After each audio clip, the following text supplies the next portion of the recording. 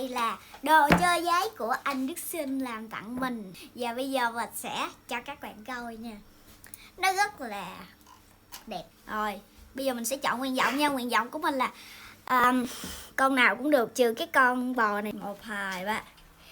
Cái con này con màu hồng. Rồi bây giờ mở nó ra, không biết ở trong này nó mắc gì nha.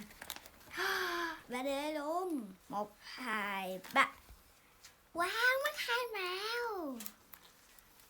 Đẹp quá à. Nè, 3D. 3D. Mấy cái đồ này cũng 3D luôn nè. Mọi người thấy xịn đâu. Hai tôi làm như in luôn nè.